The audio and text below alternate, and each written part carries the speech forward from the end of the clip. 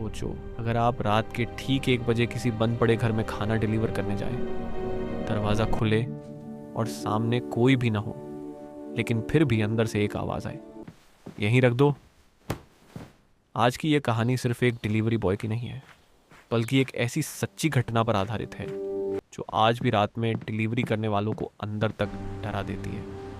ये घटना है दिल्ली के एक आउटर एरिया की। अमित एक सीधा साधा मेहनती लड़का था, जोमेटो में डिलीवरी बॉय के तौर पर काम करता था। उस दिन अमित की आखिरी डिलीवरी थी। रात का सन्नाटा पसरा हुआ था और घड़ी में 12:47 बज रहे थे। तभी उसके फ़ोन पर एक नया ऑर्डर आया।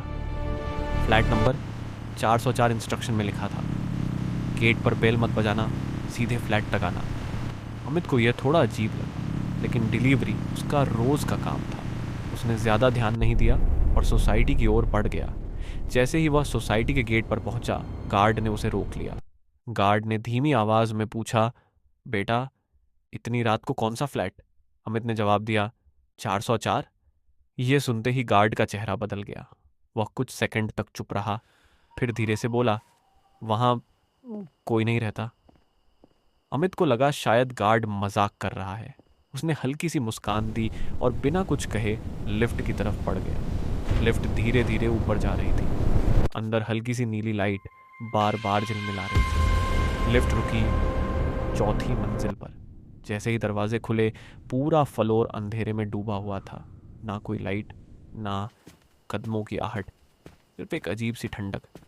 अमित धीरे धीरे फ्लैट 404 की तरफ बढ़ा। उसने बेल बजाई, कोई जवाब नहीं। फिर दोबारा बेल बजाई। तभी अंदर से कुछ जमीन पर रखने की आवाज आई। अमित का दिल तेजी से धड़कने लगा। दरवाजा धीरे धीरे खुला। सामने कोई नहीं था, बस अंदर एक जलती हुई मोमबत्ती थी और जमीन पर एक पिच्चा बॉक्स पड़ा था, बिल्कुल वैसा ही जैसा अमित के हाथ में था। तभी उसका फोन वाइब्रेट हुआ। कॉल पर एक आवाज आई, भैया पिच्चा रख दो, हमारे हैं। अमित का शरीर जैसे सुन्न पड़ गया। उसने पीछे मुड़कर लिफ्ट की तरफ देखा। लिफ्ट बंद हो चुकी थी और तभी उसके कान के पास किसी ने बहुत धीमे से कहा, तुम देर से आए हो। अमित ने एक पल भी नहीं सोचा।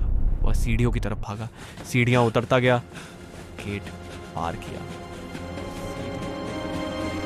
अगली सुबह जब पुलिस वहां पहुंची तो सच्चाई सामने आई। फ्लैट 404 में 6 महीने पहले आग लगी थी। उस आग में एक पूरा परिवार मारा गया था और उस रात भी उन्होंने पिज्जा ऑर्डर किया था।